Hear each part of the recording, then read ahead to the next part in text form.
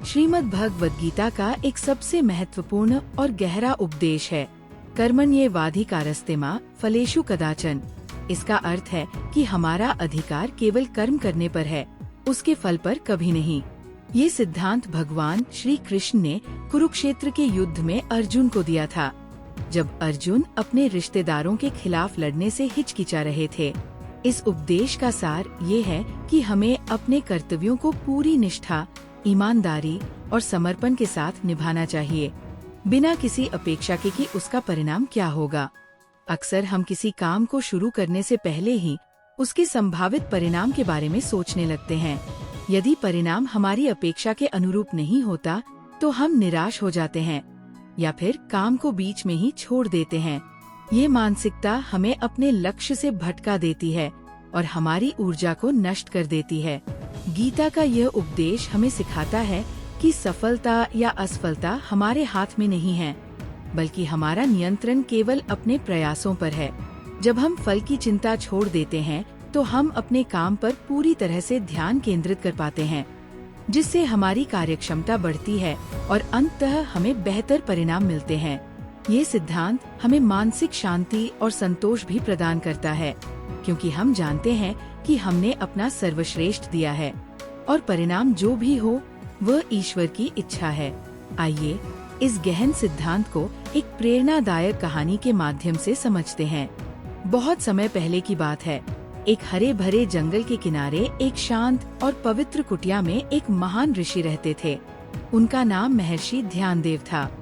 वे अपनी गहन तपस्या, ज्ञान और ईश्वर के प्रति अटूट विश्वास के लिए दूर दूर तक प्रसिद्ध थे।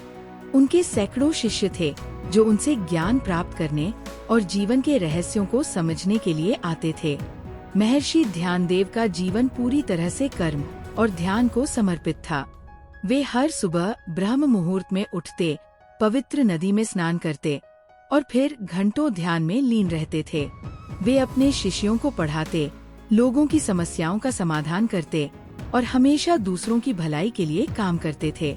उनकी ख्याति इतनी थी कि राजा महाराजा भी उनके दर्शन के लिए आया करते थे। एक दिन राज्य के एक बड़े उत्सव का आयोजन हुआ। इस उत्सव में देश के कोने कोने से कलाकार, गायक और नर्तक आए थे। इनमें एक नर्तकी भी थी जिसका नाम मृणलिनी था। मृणलिनी अपनी अनुपम सुंदरता, मोहक नृत्य और अद्वितीय कला के लिए विख्यात थी। उसके नृत्य में ऐसी जादू थी कि दर्शक मंत्रमुग्ध हो जाते थे। वह अपने प्रदर्शन के लिए भारी भरकम शुल्क लेती थी और धन संपत्ति में आकंठ डूबी रहती थी। उत्सव के दौरान मृणलिनी को महर्षि ध्यानदेव के आश्रम के पास से गुजरना पड़ा। उसने दूर से ही आश्रम की शांति और ऋषि के तेज को महसूस किया। उसके मन में जिज्ञासा हुई कि क्या यह महान ऋषि उसकी कला को भी सराहेंगे। अहंकार और कुछ हद तक उपहास के भाव से वह अपने कुछ सहयोगियों के साथ ऋषि के आश्रम में जा पहुंची। जब वो आश्रम में पहुंची तो उसने देखा कि ऋषि ध्यान मग्न थे और उनके शिष्य शांत भाव से बैठे थे।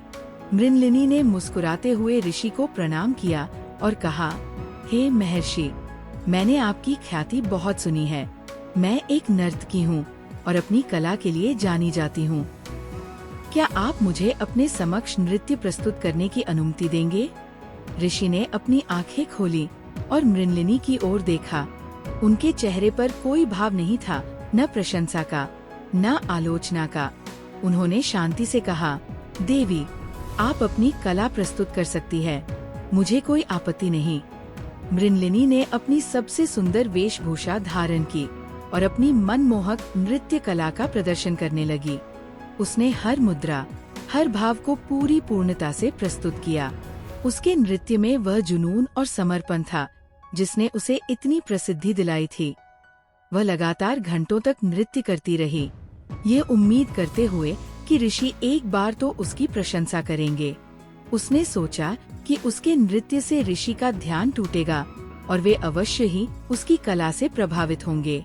नृत्य समाप्त होने के बाद मृणलिनी ने ऋषि की ओर देखा। ऋषि अभी भी शांत थे, उनके चेहरे पर वही निर्विकार भाव था। नर्तकी थोड़ी बेचैन हुई। उसने सोचा कि शायद ऋषि ने उसका नृत्य ध्यान से नहीं देखा। महर्षि, उसने पूछा, क्या आपने मेरा नृत्य देखा? क्या आपको मेरी कला पसंद आई? ऋषि ने मुस्कुराते हुए कहा, देवी, मैंने आपका नृत्य देखा। नर्तकी के मन में आशा जगी। उसने कहा, तो फिर कृपया मुझे बताएं कि आपको ये कैसा लगा? क्या मेरा नृत्य अद्भुत था? क्या मैंने अपने भावों को ठीक से व्यक्त किया? ऋषि ने एक गहरी सांस ली और बोले, देवी, जब आपने नृत्य आरंभ किया तब भी मैं वही था, और जब आपने नृत्य समाप्त किया तब भी मैं वही हूँ। आपके नृत्य से न तो मुझे कोई आनंद हुआ, न कोई दुख, न तो कोई प्रशंसा थी, न कोई आलोचना। मैंने अपना कर्म किया और आपने अपना कर्म। मृणलिनी को ऋषि के शब्दों का अर्थ समझने में कुछ क्षण लगे। वह स्तब्ध रह गई। उसने सोचा था कि ऋषि या तो उसकी अत्यधिक प्रशंसा करेंगे या फिर उसे तिरस्कृत करेंगे, लेकिन ऋषि ने किसी भी फल की चिंता नहीं की। उन्होंने बस अपना कर्म किया, देखने का कर्म, और मृणलिनी ने अपना कर्म किया, नृत्य करने का कर्म। मृणलिनी को अपनी भूल का एहसास हुआ। वो समझ गई कि ऋषि का ध्यान अपने कर्म पर इतना केंद्रित था कि बाहरी परिणामों से उन्हें कोई फर्क नहीं पड़ता था। वे पूरी तरह से अनासक्त थे। नर्तकी, जो हमेशा दूसरों की प्रशंसा और अपने नृत्य के फल पर निर्भर रहती थी, ने ऋषि से एक अमूल्य पाठ सीखा। उसे ये समझ आया कि वास्तविक आनंद और शांति कर्म को उसके शुद्ध रूप में करने में है, न कि उसके परिणाम की अपेक्षा करने में। मृणलिनी ने लज्जित होकर ऋषि के चरणों में प्रणाम किया।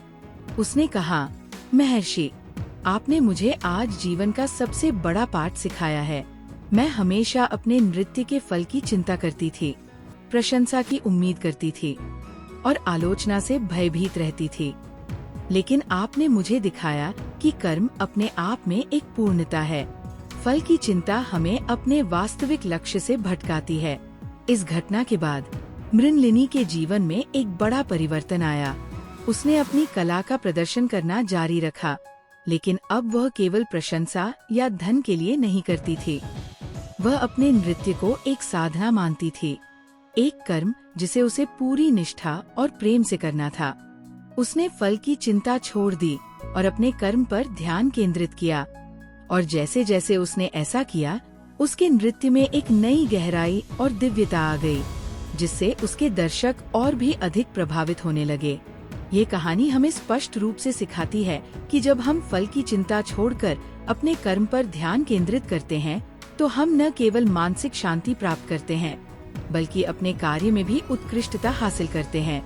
भगवान पर विश्वास रखने वाले जानते हैं कि हर कर्म का फल अवश्य मिलता है, लेकिन वो कब और कैसे मिलेगा, ये ईश्वर पर छोड़ देना चाहिए। हमारा काम बस ईमानदारी से अपना कर्म करते रहना है। ये सिद्धांत हमें जीवन में आने वाली हर चुनौती का सामना करने की शक्ति देता है और हमें संतोष और सफलता की ओर ले जाता है। श्रीमद् भगवद गीता का दूसरा अत्यंत महत्वपूर्ण और जीवन को गहराई से प्रभावित करने वाला सिद्धांत है, नैन छिन्दन्ति शस्त्राणि नैन दहति पावक, न चानक लेद्यन्त्यापो न शोषयति मारुता। अर्थात आत्मा को न तो शस्त्र काट सकते हैं, न अग्नि जला सकती है, न जल भिगो सकता है और न वायु सुखा सकती है। ये उपदेश भगवान श्री कृष्ण ने अर्जुन को तब दिया था जब अर्जुन अपने सामने खड़े युद्ध में अपने प्रियजनों को देखकर विचलित हो गए थे। वे ये सोचकर दुखी थे कि वे अपने गुरुओं, भाइयों और संबंधियों को कैसे मार सकते हैं। इस श्लोक का सार ये है कि हमारा वास्तविक स्वरूप, हमारी आत्मा अविनाशी और शाश्वत है। ये जन्म और मृत्यु के चक्र से परे है। जो कुछ हम देखते हैं, स्पर्श करते हैं और जिसे हम अपना शरीर मानते हैं, वह केवल एक अस्थायी वस्त्र है जिसे आत्मा धारण करती है और समय आने पर त्याग देती है। ठीक वैसे ही जैसे हम पुराने कपड़े बदलते हैं, ये शरीर पंच तत्वों से बना है और एक दिन नष्ट हो जाता है, लेकिन इसके अंदर निवास करने वाली आत्मा हमेशा जीवित रहती है। ये सिद्धांत उन लोगों के लिए विशेष रूप से प्रेरणादायक है जो भगवान पर विश्वास करते हैं। यह उन्हें मृत्यु के भय से मुक्त करता है, क्योंकि वे समझते हैं कि मृत्यु केवल शरीर का अंत है, आत्मा का नहीं। ये ज्ञान उन्हें जीवन की चुनौतियों का सामना करने की शक्ति देता है, क्योंकि वे जानते हैं कि कोई भी भौतिक हानि या कष्ट उनके वास्तविक स्वरूप को छू नहीं सकता। जब हम ये समझ लेते हैं कि हम केवल ये शरीर नहीं हैं, बल्कि एक अमर आत्मा है, तो हमारे दृष्टिकोण में व्यापक परिवर्तन आता है। हम सांसारिक सुखों और दुखों के प्रति अनासक्त होने लगते हैं और हमारा ध्यान आध्यात्मिक उन्नति और ईश्वर प्राप्ति की ओर केंद्रित हो जाता है। यह हमें गहरे संतोष और शांति की भावना प्रदान करता है। आइए इस गहन सिद्धांत को एक प्रेरणादायक कहानी के माध्यम से समझते हैं। बहुत समय पहले की बात है। एक समृद्ध राज्य था जिसका नाम विजयनगर था। इस राज्य पर एक शक्तिशाली और न्यायप्रिय राजा राज करते थे, जिनका नाम महाराजा विक्रमसेन था। महाराजा विक्रमसेन अपनी प्रजा से बहुत प्रेम करते थे और उनके कल्याण के लिए हमेशा प्रयत्नशील रहते थे। हालांकि उनके मन में एक गहरा भय छिपा हुआ था, मृत्यु का भय। वे अपने राज्य, अपने परिवार और अपनी उपलब्धियों से इतना प्रेम करते थे कि वे यह सोचकर ही कांप उठते थे कि एक दिन ये सब उनसे छिन जाएगा और उन्हें मरना होगा। इस भय के कारण वे अक्सर रात में सो नहीं पाते थे और उनका मन अशांत रहता था। महाराजा ने कई विद्वानों, ऋषियों और वैद्यों को बुलाया, लेकिन कोई भी उनके मृत्यु के भय को दूर नहीं कर पाया। वे सभी उन्हें सांत्वना देते, लेकिन महाराजा को स्थायी शांति नहीं मिलती थी। उसी राज्य में एक सिद्ध फकीर रहते थे, जिनका नाम बाबा रहमत अली था। वे एक छोटी सी कुटिया में रहते थे, किसी से कुछ नहीं मांगते थे और हमेशा ईश्वर के ध्यान में लीन रहते थे। उनकी ख्याति दूर दूर तक फैली हुई थी कि वे जीवन और मृत्यु के रहस्यों को जानते हैं। एक दिन महाराजा विक्रमसेन ने बाबा रहमत अली के बारे में सुना।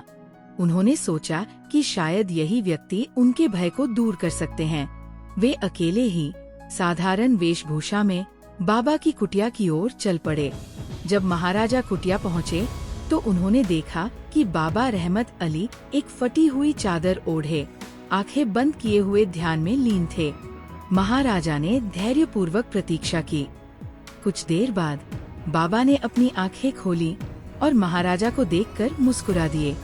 पधारिए राजन, बाबा ने शांति से कहा। मैं जानता था कि आप आएंगे। महाराजा आश्चर्यचकित रह गए कि बाबा ने उन्हें बिना परिचय दिए ही पहचान लिया। उन्होंने बाबा को प्रणाम किया और अपनी व्यथा सुनाई। हे बाबा, मैं एक शक्तिशाली राजा हूँ। मेरे पास सब कुछ है, धन, राज्य, परिवार, लेकिन मैं मृत्यु के भय से पीड़ित हूँ। मुझे हर पल ये चिंता सताती है कि एक दिन ये सब छूट जाएगा और मेरा अस्तित्व समाप्त हो जाएगा। कृपया मुझे इस भय से मुक्ति दिलाइए।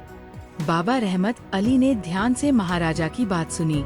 उन्होंने मुस्कुराते हुए कहा, राजन, आपका भय स्वाभाविक है, क्योंकि आप अपने आप को केवल ये शरीर मानते हैं, लेकिन सत्य इससे बहुत परे है। बाबा ने महाराजा को अपने पास बिठाया और एक कहानी सुनानी शुरू की। मान लीजिए राजन, आप एक बहुत सुंदर और आरामदायक वस्त्र पहनते हैं। ये वस्त्र आपको बहुत प्रिय है। आप इसे पहनकर विभिन्न जगहों पर जाते हैं, सभाओं में बैठते हैं और हर कोई आपके वस्त्र की प्रशंसा करता है। आप इस वस्त्र से इतना जुड़ जाते हैं कि आप इसे ही अपना स्वरूप मानने लगते हैं। लेकिन समय के साथ ये वस्त्र पुराना होने लगता है, इसमें छेद हो जाते हैं, रंग फीका पड़ जाता है और यह अपनी चमक खो देता है। अब आप क्या करेंगे? क्या आप उस पुराने फटे हुए वस्त्र को हमेशा पहने रहेंगे, या आप उसे त्याग कर एक नया, सुंदर और चमकदार वस्त्र धारण करेंगे? महाराजा ने तुरंत उत्तर दिया, निश्चित रूप से बाबा, मैं उसे त्याग कर एक नया वस्त्र धारण करूंगा। बाबा ने मुस्कुराते हुए कहा, ठीक इसी तरह राजन, ये शरीर भी एक वस्त्र के समान है जिसे आपकी आत्मा ने धारण किया है। जब ये शरीर पुराना हो जाता है, बीमार हो जाता है या किसी कारण से कार्य करने योग्य नहीं रहता, तो आत्मा इसे त्याग देती है। ये मृत्यु नहीं है, बल्कि एक वस्त्र को त्याग कर दूसरे वस्त्र को धारण करना है। आत्मा अमर है, वह कभी मरती नहीं, नष्ट नहीं होती। वह केवल एक शरीर को छोड़कर दूसरे शरीर में प्रवेश करती है। जैसे आप एक पुराने घर को छोड़कर एक नए घर में चले जाते हैं। सोचिए राजन, बाबा ने आगे कहा, जब आप अपना वस्त्र बदलते हैं तो क्या आपका अस्तित्व समाप्त हो जाता है? नहीं, आप तो वही रहते हैं, केवल आपका बाहरी आवरण बदलता है। इसी प्रकार जब शरीर मरता है तो केवल आत्मा का आवरण बदलता है, आत्मा स्वयं नहीं मरती। आत्मा तो अनादि है, अनंत है, शाश्वत है। बाबा की बातें सुनकर महाराजा विक्रमसेन के मन से एक बड़ा बोझ उतर गया। उन्हें अचानक एक अद्भुत शांति का अनुभव हुआ। उन्होंने कभी इस तरह से सोचा ही नहीं था। वे हमेशा अपने शरीर को ही अपना पूरा अस्तित्व मानते रहे थे। तो बाबा, महाराजा ने पूछा, यदि आत्मा अमर है तो फिर मृत्यु का भय क्यों? बाबा ने उत्तर दिया, भय अज्ञानता के कारण होता है राजन। जब हमें ये ज्ञान नहीं होता कि हम कौन हैं, तो हम नाशवान चीजों से जुड़ जाते हैं और उनके खोने के डर से भयभीत रहते हैं। लेकिन जब आप ये समझ लेते हैं कि आप केवल ये शरीर नहीं हैं, बल्कि एक अविनाशी आत्मा है, तो मृत्यु का भय स्वयं ही दूर हो जाता है। आप जानते हैं कि आपका वास्तविक स्वरूप कभी नष्ट नहीं हो सकता। इसके बजाय बाबा ने जारी रखा, आपको इस जीवन का उपयोग अपनी आत्मा की उन्नति के लिए करना चाहिए। अच्छे कर्म करें, धर्म का पालन करें और ईश्वर का स्मरण करें, क्योंकि यही वह चीज है जो आत्मा अपने साथ ले जाती है, कर्मों का फल और आध्यात्मिक ज्ञान। महाराजा विक्रमसेन की आंखों में आंसू आ गए। ये दुख के नहीं, बल्कि मुक्ति और कृतज्ञता के आंसू थे। उन्होंने बाबा रहमत अली के चरणों में गिरकर प्रणाम किया और कहा, हे बाबा, आपने आज मुझे वो ज्ञान दिया है जिसकी मुझे सबसे अधिक आवश्यकता थी। आपने मुझे मृत्यु के भय से मुक्त कर दिया है। मैं अब अपने जीवन को एक नए दृष्टिकोण से देखूंगा। इस घटना के बाद महाराजा विक्रमसेन एक और भी बेहतर राजा बन गए। उन्होंने अपनी प्रजा के लिए और भी अधिक कार्य किए, लेकिन अब वे फल की चिंता नहीं करते थे। उन्हें ये समझ आ गया था कि उनका असली खजाना उनका राज्य या उनकी धन संपत्ति नहीं, बल्कि उनकी अमर आत्मा और उनके किए गए कर्म हैं। वे जीवन के हर क्षण को पूरी तरह से जीने लगे, बिना किसी भय या चिंता के। ये कहानी हमें सिखाती है कि आत्मा अमर है और शरीर नश्वर है। ये समझना हमें मृत्यु के भय से मुक्त करता है और हमें जीवन को एक गहरे आध्यात्मिक दृष्टिकोण से देखने में मदद करता है। जो भगवान पर विश्वास करते हैं, उनके लिए ये ज्ञान एक शक्तिशाली आधारशिला है, जो उन्हें जीवन की हर चुनौती का सामना करने और आध्यात्मिक शांति प्राप्त करने में सहायता करता है। श्रीमद् भगवद गीता का तीसरा महत्वपूर्ण उपदेश है समत्व योग उच्यते। इसका अर्थ है कि सुख और दुख, लाभ और हानि, जय और पराजय, मान और अपमान जैसी द्वंद्वात्मक परिस्थितियों में मन को स्थिर और शांत रखना ही योग कहलाता है। भगवान श्री कृष्ण ने ये उपदेश अर्जुन को तब दिया था जब वो युद्ध भूमि में होने वाले संभावित परिणामों, विशेष रूप से अपने प्रियजनों की मृत्यु और हार की संभावना से भयभीत थे। ये सिद्धांत हमें सिखाता है कि जीवन एक सतत यात्रा है, जहाँ सुख और दुख, सफलता और असफलता एक दूसरे के पूरक है। कोई भी व्यक्ति हमेशा सुखी या हमेशा दुखी नहीं रह सकता। ये परिस्थितियाँ सिक्के के दो पहलुओं की तरह हैं। जब हम इन परिस्थितियों के प्रति संभाव विकसित कर लेते हैं, तो हमारा मन विचलित नहीं होता। हम न तो अत्यधिक प्रसन्न होते हैं और न ही अत्यधिक दुखी। ये स्थिरता हमें जीवन की हर चुनौती का सामना करने और सही निर्णय लेने में मदद करती है। जो लोग भगवान पर विश्वास करते हैं, उनके लिए ये संभाव और भी महत्वपूर्ण हो जाता है, क्योंकि वे जानते हैं कि हर परिस्थिति ईश्वर की इच्छा से होती है और इसमें कोई न कोई गहरा अर्थ छिपा होता है। ये विश्वास उन्हें हर स्थिति में शांत और स्थिर रहने की शक्ति देता है, ये जानते हुए कि ईश्वर हमेशा उनके साथ है। आइए इस गहन सिद्धांत को एक प्रेरणादायक कहानी के माध्यम से समझते हैं। बहुत समय पहले की बात है।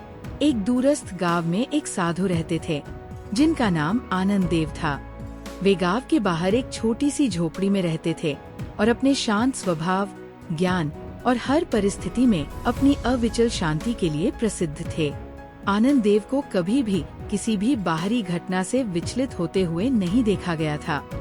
चाहे कुछ भी हो जाए, उनके चेहरे पर हमेशा एक हल्की मुस्कान और उनकी आंखों में गहरी शांति रहती थी। गांव के लोग उन्हें बहुत मानते थे, लेकिन वे समझ नहीं पाते थे कि साधु हर स्थिति में इतने शांत कैसे रह सकते हैं। साधु आनंद देव का जीवन बहुत ही सरल था। वे भिक्षा मांगकर अपना जीवन यापन करते, दिन भर ध्यान करते और गांव के लोगों को जीवन के गहरे सत्य सिखाते थे। वे किसी की प्रशंसा से फूलते नहीं थे और किसी की आलोचना से दुखी नहीं होते थे। एक दिन गांव में एक किसान था जिसका नाम रामू था। रामू बहुत मेहनती था, लेकिन उसका मन बहुत चंचल था। वह छोटी छोटी बातों पर खुश हो जाता था और जरा सी समस्या पर निराश हो जाता था। उसने साधु आनंद देव की शांति के बारे में सुना था और वह उनसे यह रहस्य जानना चाहता था। रामू साधु की झोपड़ी में गया और उनसे पूछा, हे साधु, मैं देखता हूँ कि आप हमेशा शांत और प्रसन्न रहते हैं, चाहे कुछ भी हो जाए। मैं अपने जीवन में बहुत उतार चढ़ाव देखता हूँ। कभी मैं खुश होता हूँ तो कभी दुखी। कृपया मुझे बताइए कि आप हर परिस्थिति में संभाव कैसे बनाए रखते हैं। साधु आनंद देव ने रामू को बैठने का संकेत दिया और मुस्कुराते हुए कहा, पुत्र, ये रहस्य इतना जटिल नहीं है जितना तुम सोचते हो। यह केवल जीवन को देखने के एक अलग दृष्टिकोण के बारे में है। उसी दिन गांव में एक अजीब घटना हुई। गांव के सबसे धनी व्यक्ति सेठ धनराज, जो अपने धन का बहुत अभिमान करते थे, का व्यापार रातों रात चौपट हो गया। वे दिवालिया हो गए और सड़क पर आ गए। पूरा गांव इस खबर से स्तब्ध था। कुछ लोग दुखी थे, कुछ लोग खुश थे, क्योंकि वे सेठ से ईर्ष्या करते थे।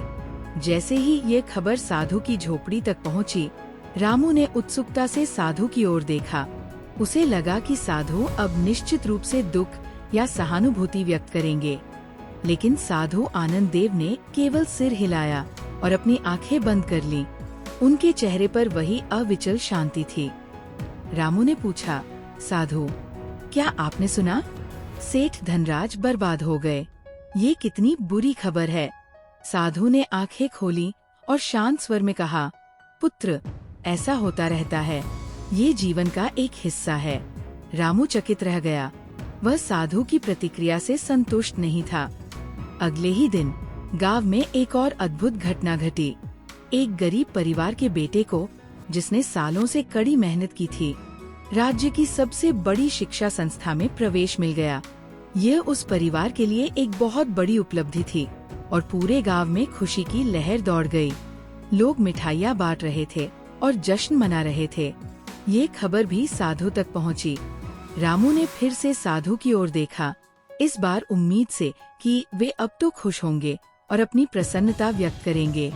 लेकिन साधु ने फिर से केवल सिर हिलाया और अपनी आंखें बंद कर लीं। उनके चेहरे पर वही शांत भाव था। रामू ने पूछा, साधु, क्या आपने सुना? उस गरीब परिवार के बेटे को इतनी बड़ी सफलता मिली है। ये कितनी अच्छी खबर है। क्या आप खुश नहीं हैं? साधु ने मुस्कुराते हुए कहा, पुत्र, ऐसा होता रहता है, ये जीवन का एक हिस्सा है। रामू अब और भी भ्रमित हो गया। उसने कहा, साधु, मैं आपको समझ नहीं पा रहा हूँ। जब सेठ धनराज बर्बाद हुए तो आप दुखी नहीं हुए, और जब गरीब परिवार के बेटे को इतनी बड़ी सफलता मिली तो आप खुश नहीं हुए। आप हर स्थिति में एक जैसे क्यों रहते हैं? क्या आपको कोई फर्क नहीं पड़ता? साधु आनंद देव ने रामू की ओर देखा और दयालुता से कहा, पुत्र, मैं हर चीज को देखता हूँ, हर चीज को महसूस करता हूँ, लेकिन मैं किसी भी चीज से आसक्त नहीं होता। जीवन में सुख और दुख आते जाते रहते हैं, जैसे दिन और रात आते जाते हैं। यदि तुम सुख के समय बहुत खुश हो जाओगे तो दुख के समय उतने ही दुखी हो जाओगे। तुम्हारा मन एक झूले की तरह ऊपर नीचे होता रहेगा और तुम्हें कभी शांति नहीं मिलेगी। उन्होंने आगे कहा, जो लोग भगवान पर विश्वास करते हैं वे ये समझते हैं कि हर घटना एक उद्देश्य के साथ होती है। सुख और दुख दोनों ही हमें कुछ सिखाने आते हैं। सुख हमें कृतज्ञता सिखाता है और दुख हमें धैर्य और शक्ति सिखाता है। जब तुम इस सत्य को जान जाते हो तो तुम इन बाहरी घटनाओं से प्रभावित नहीं होते। तुम उन्हें तटस्थ भाव से देखते हो, ये जानते हुए कि वे अस्थायी हैं और तुम्हारा असली स्वरूप इनसे परे है। ये ऐसा है, साधु ने एक उदाहरण दिया, जैसे एक नाटक चल रहा हो। तुम नाटक में विभिन्न भूमिकाएं निभाते हो, कभी राजा की, कभी गरीब की, कभी नायक की, कभी खलनायक की। लेकिन तुम जानते हो कि तुम सिर्फ एक अभिनेता हो और ये भूमिकाएं अस्थायी है। नाटक समाप्त होने के बाद तुम वही रहते हो। इसी तरह जीवन की परिस्थितियां भी नाटक के दृश्य है। हम उनमें अपनी भूमिका निभाते हैं, लेकिन हमें ये याद रखना चाहिए कि हम केवल भूमिका निभा रहे हैं और हमारा वास्तविक स्वरूप इन भूमिकाओं से कहीं अधिक है। जब तुम इस संभाव को प्राप्त कर लेते हो, साधु ने निष्कर्ष निकाला, तो तुम्हें वास्तविक शांति मिलती है। तुम बाहरी दुनिया की हलचल से अप्रभावित रहते हो और तुम्हारा मन हमेशा शांत और स्थिर रहता है। रामू ने साधु की बात को गहराई से समझा। उसने महसूस किया कि उसकी अशांति का कारण बाहरी घटनाओं के प्रति उसकी प्रतिक्रिया थी, न कि घटनाएं स्वयं। उसने साधु के चरणों में प्रणाम किया और धन्यवाद दिया। इस घटना के बाद रामू ने अपने जीवन में संभाव का अभ्यास करना शुरू कर दिया। जब उसे कोई सफलता मिलती तो वो अत्यधिक उत्तेजित नहीं होता। जब कोई कठिनाई आती तो वो अत्यधिक निराश नहीं होता। उसने जीवन के उतार चढ़ाव को एक तटस्थ भाव से देखना शुरू कर दिया, ये जानते हुए कि हर परिस्थिति ईश्वर की इच्छा से होती है और उसका अपना महत्व है। धीरे धीरे उसके मन में भी साधु जैसी शांति आने लगी। ये कहानी हमें सिखाती है कि हर परिस्थिति में संभाव रखना हमें मानसिक शांति और स्थिरता प्रदान करता है।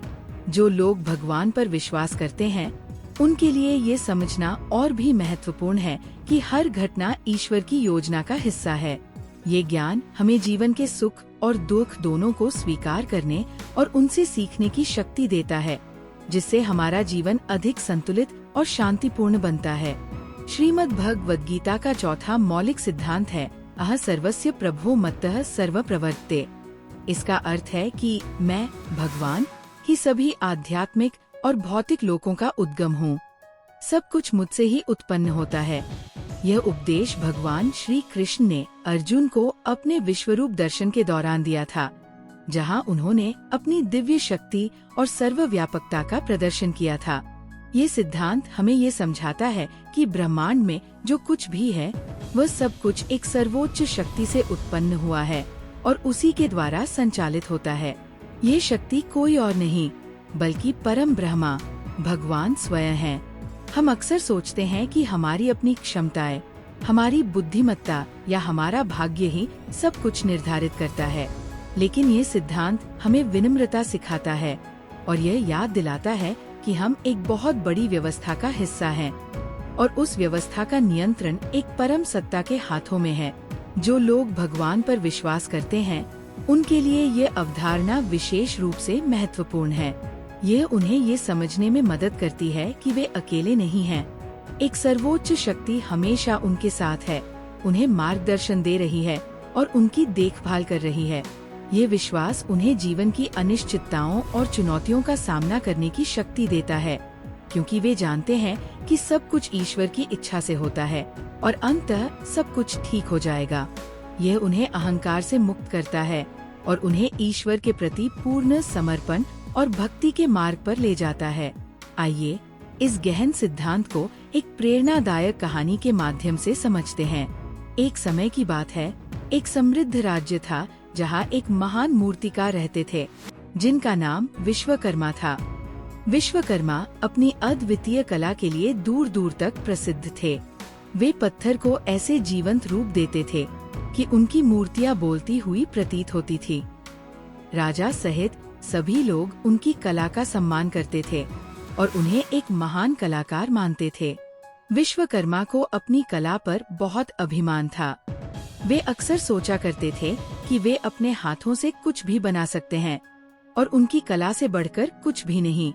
एक दिन राज्य के राजा ने विश्वकर्मा को बुलाया।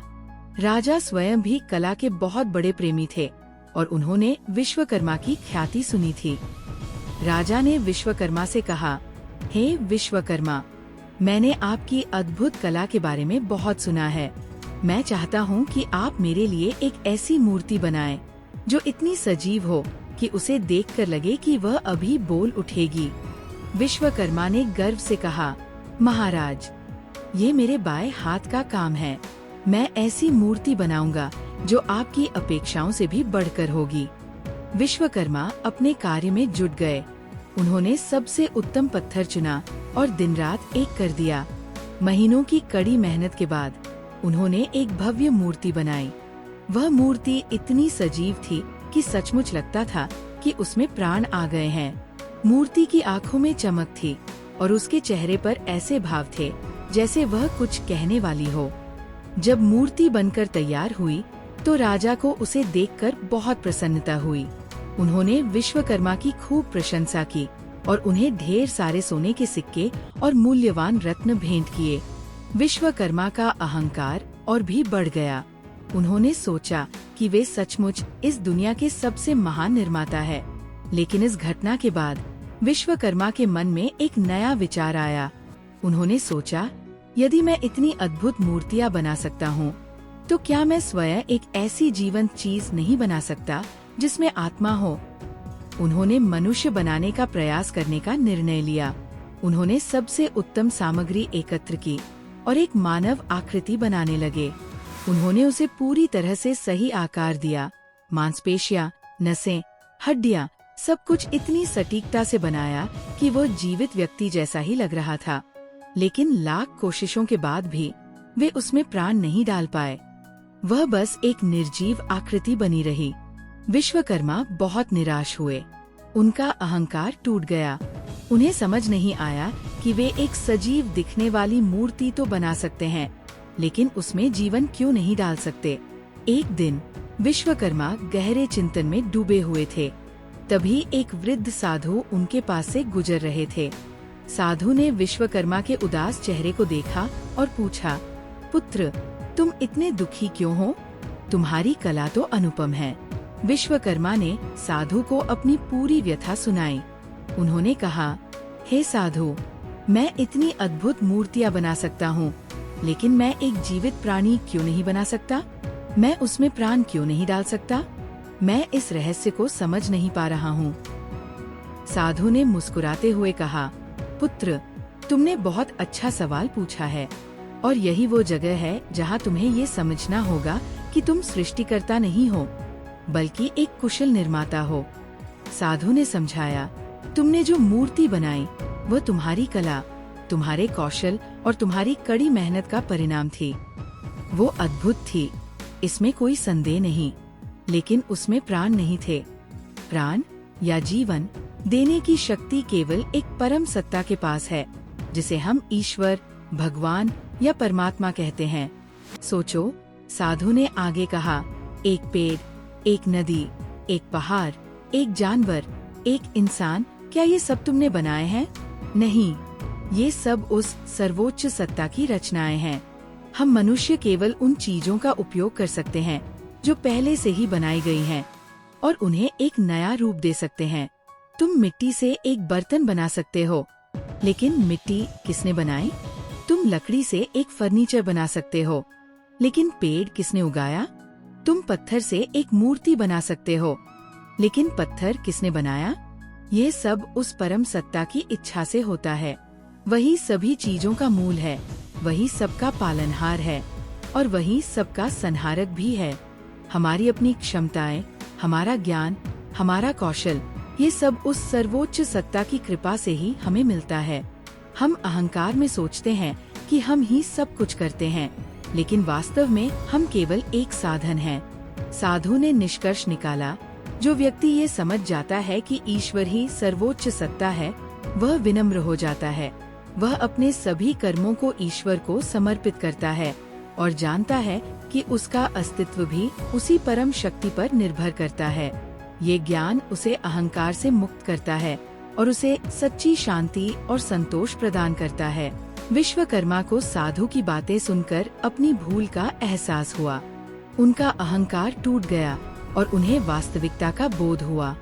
उन्होंने महसूस किया कि उनकी कला, उनकी प्रतिभा और उनका अस्तित्व ये सब उस परम सत्ता की ही देन है। उन्होंने साधु के चरणों में प्रणाम किया और ईश्वर के प्रति अपनी असीम कृतज्ञता व्यक्त की। इस घटना के बाद विश्वकर्मा ने अपनी कला का प्रदर्शन करना जारी रखा, लेकिन अब उनके मन में कोई अहंकार नहीं था। वे अपने हर काम को ईश्वर को समर्पित करते थे और उनकी कला में एक नई दिव्यता आ गई थी।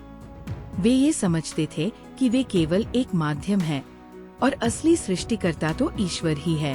उनकी मूर्तियाँ अब सिर्फ सुंदर नहीं थी, बल्कि उनमें एक आध्यात्मिक गहराई भी थी। ये कहानी हमें सिखाती है कि ईश्वर ही सर्वोच्च सत्ता है।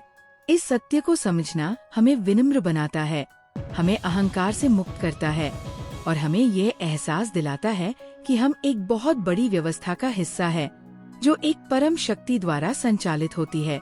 जो भगवान पर विश्वास करते हैं, उनके लिए ये ज्ञान एक शक्तिशाली आधारशिला है, जो उन्हें जीवन में सही मार्ग पर चलने, कृतज्ञ रहने और सच्ची शांति प्राप्त करने में मदद करता है। क्या आप भी अपने जीवन में इस सर्वोच्च सत्ता की उपस्थिति को महसूस करते हैं?